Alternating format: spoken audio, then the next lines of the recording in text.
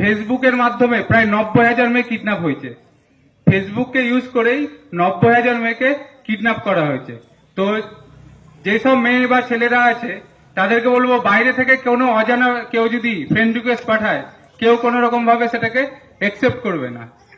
আর আরেকটা নতুন দেখা দিচ্ছে, আমাদের থানায় এসেছিল ক্লাস 6-এ পড়ে একটা মেয়ে, 12 বছর না 13 বছর বয়স, ক্লাস 6-এ পড়ে।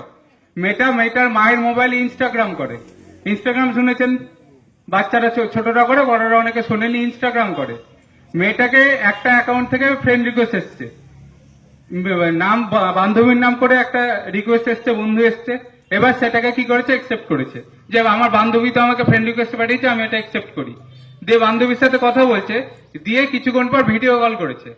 তো মেয়েটা ভিডিও কল ধরেছে, যে বান্ধবী আমাকে ভিডিও কল করছে, আমি ভিডিও কলটা ধরি। যখনই ভিডিও কলটা করেছে, আমি যদি ভিডিও কল ধরি, আমার এদিকে আমার মুখ, অন্যদিকে কার মুখ থাকবে, অন্যজনের মুখ। সেদিকে কি দেখা গেছে, একটা ছেলে উলঙ্গ অবস্থায় দাঁড়িয়ে আছে।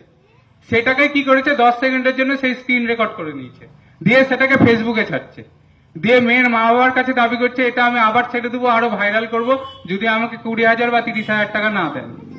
তো বাচ্চাদের হাতে বলে না যে মোবাইল দিতে হয় না, তো কিছু কারণের জন্য বলছি বাচ্চারা এগুলো বোঝে না। ক্লাস 6-এ পড়ে মেয়ে কি বুঝবে, অতটা বোঝার ক্ষমতা নেই। যে 10 সেকেন্ডে যদি ভিডিও হয়ে যায়, মুখটা যদি এদিকে থাকে, অন্যদিকে যদি কোনো একটা বাজে ছবি থাকে, সেটা তো সবারই সম্মানহানি হয়, সে ছোট হোক বা বড়।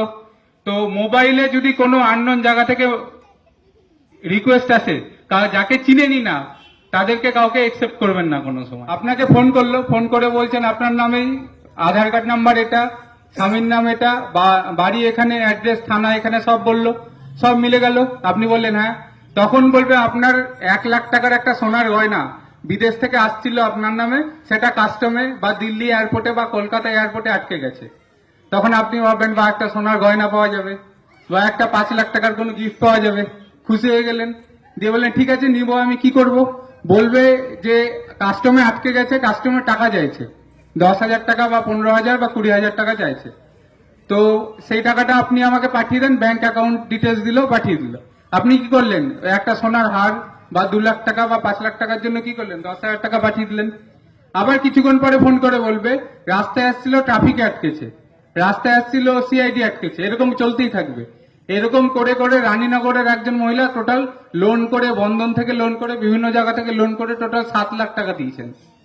ঠিক আছে, 7 লাখ, 7 লাখ, 7 লাখ টাকা দেওয়ার পরে আবার চাইছে 1 লাখ টাকা, যে আপনার বাড়ির কাছে আছে, রাস্তায় আটকে গেছে, এবার আপনি এই টাকাটা দিন, আপনার বাড়িতে পৌঁছে যাবে। তারপরে মহিলা আর বাড়িতে গয়না পৌঁছানি, মহিলা কোথায় গেছে, আমাদের বহরমপুর সাইবার থানায় গেছে।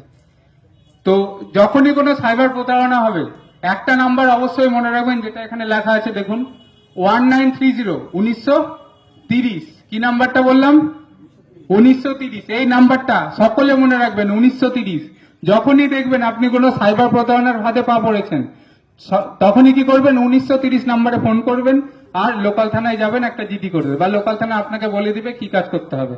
কারণ এখান থেকে বহরমপুর সাইবার ক্রাইম থানা অনেকটা দূর, 1.5 ঘন্টা 2 ঘন্টা লেগে যায়। তো যে তার আগে যদি কমপ্লেনটা করে নেন, যদি আপনার সাইবার ফ্রড হয়, 1,000 টাকা, 2,000 টাকা, 50,000 বা 1 লাখ টাকা চলে গেছে, আপনি সঙ্গে সঙ্গে কি করবেন, 1930-এ ফোন করবেন, না লোকাল থানায় যোগাযোগ করবেন। কারণ যত তাড়াতাড়ি 1 ঘন্টার মধ্যে কমপ্লেন করতে পারলে আপনার টাকা আটকে থাকবে। যদি 2 ঘন্টা, 3 ঘন্টা, 4 ঘন্টা হয়, টাকা কিন্তু বেরিয়ে যাবে। সেই জন্য বলছি সাইবার থানা যাওয়ার আগে একবার লোকাল থানায় যোগাযোগ করবেন, আর 1930-এ একটা ফোন করবেন। তাহলে যতটা সম্ভব 1 ঘন্টা, আধা ঘন্টার মধ্যে কমপ্লেন করতে পারলে টাকাটা কি হবে, আটকে যাবে। আরেকটা নতুন টপিক এখন খুব চলছে, গোটা ইন্ডিয়া জুড়ে চলছে, ফোনে কথা বলতে গেলেও দেখবেন ফোনে কিছুক্ষণ ধরে বলছে, সেটা কি ডিজিটাল অ্যারেস্ট। নাম শুনেছেন? এবার ডিজিটাল অ্যারেস্ট এটা মেনলি হচ্ছে কোথায়, মেন টাউনে যেখানে ওই কোটিপতি, প্রচুর পয়সাওয়ালা বিজনেসম্যান বড় বড় হচ্ছে, তাদেরকে এটা হচ্ছে। আমারই নিজেরই একটা কেস আছে বহরমপুর সাইবার থানায়। একজন স্কুল টিচার, রিটায়ার্ড হয়েছে জাস্ট, ওনাকে ফোন করেছে, ফোন করে বলছে আপনার আধার নাম্বার এটা, আপনার ফোন নাম্বার এটা, আপনার 15টা ব্যাংক অ্যাকাউন্ট আছে। বলেছে হ্যাঁ, ওই ব্যক্তির 15টা ব্যাংক অ্যাকাউন্ট আছে। উনি আমাকে লিস্ট এনে দেখাচ্ছেন যে ওনার 15টা ব্যাংক অ্যাকাউন্ট। আমি লোককে জিজ্ঞেস করছি এত ব্যাংক অ্যাকাউন্ট কি কারণে। এবার ফোন করে বলছেন আমি দিল্লি সাইবার ক্রাইম থেকে বলছি, আপনার যে 15টা অ্যাকাউন্ট আছে এগুলো তো সব ব্ল্যাক মানি আছে। 15টা অ্যাকাউন্টে প্রায় 1.5 কোটি টাকা ছিল ওই লোকের। ঠিক আছে, এবার বলছে আপনার এগুলো ব্ল্যাক মানি। বলছে না, আমি সব ইনকাম করেছি, রিটায়ারমেন্টের পরেই টাকাগুলো পেয়েছি। তো বলছে ঠিক আছে, আপনি এই টাকাগুলো আমাদেরকে পাঠিয়ে দেন, আমরা তাহলে কিছুক্ষণ পরে আপনার কেসটা সব মিটিয়ে দিচ্ছি, টাকা নিয়ে দিয়ে আপনাকে পুরো টাকাটা ফেরত দিয়ে দিচ্ছি। এবার এই যে কথাবার্তাগুলো চলছে এগুলো সব হবে ভিডিও কলে, আপনার সামনে ধরে রাখবে, ইউনিফর্ম পরে থাকবে, আমার বা স্যারদের মতো যা ইউনিফর্ম দেখতে পাচ্ছেন সেম ইউনিফর্ম পরে থাকবে। পুলিশ কখনো আপনাদেরকে কাউকে ভিডিও কল করেছে থানা থেকে যে আপনি একটু থানায় দেখা করে যান, বা আপনাকে এটা অ্যারেস্ট ওয়ারেন্ট পাঠানো হচ্ছে, কোনো সময় ভিডিও কল করেছে? কোনোদিনও করেনি। কারো এসছে কি এখানে ভিডিও কল থানা থেকে? কোনোদিনও আসেনি। তাহলে দিল্লির সাইবার থানা বা কলকাতার সাইবার থানা বা অন্য কোনো ডিপার্টমেন্টের টাইম থাকবে না আপনাকে ফোন করার ভিডিও কল করে, কিন্তু এই ক্ষেত্রে কি করবে? আপনাদেরকে ভিডিও কল করবে। ভিডিও কলে আপনাকে সবসময় রাখবে, ভিডিও কল কাটতে দিবে না। ওই যে কথা বললাম স্কুল মাস্টার মশাই রিটায়ার্ড আর তার ওয়াইফ দুজনকে প্রায় 4 দিন ধরে ভিডিও কলের মাধ্যমে অ্যারেস্ট ছিল। তারা যখন ঘুমাতেও গেছিল ওদের সামনে মোবাইলটা চার্জে দিয়ে দাঁড় করানো ছিল যে ওরা ঘুমাচ্ছে সেটাও দেখবেন। ওই মহিলাও সরকারি একজন কর্মচারী, মহিলা যখন অফিসে গেছিল ব্যাগের মধ্যে পার্সের ভিতরে মোবাইল সেটা চলছিল, মোবাইল কোনো সময় কাটতে দিত না তাদেরকে। দিয়ে এইভাবে অ্যারেস্ট করার 4 দিনের মাথায় প্রথমে 24 লাখ, তারপর 44 লাখ, তারপরে 26 লাখ টাকা দিয়েছে। টোটাল 90 লাখ টাকা দেওয়ার পরেও ভিডিও কলে কথা বলছে।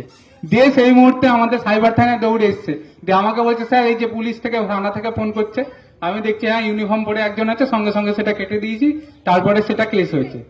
এবার যে আমরা যে 1930-এ ফোন করেছি, কিন্তু তিনি 2 দিন পরে এসছে, টোটাল 90 লাখ টাকা দেওয়া কমপ্লিট, তার 2 দিন পরে আমাদের কাছে এসছে, আমাদের কাছে আর কিছু করার নেই। এবার সেটা কেস তদন্ত চলছে, তারপর সেটা টাইমের সাথে কি হবে সেটা দেখা যাবে। তো এই গ্রামের দিকে এটা কম হয়, এটা মেনলি বড় বড় শহরে।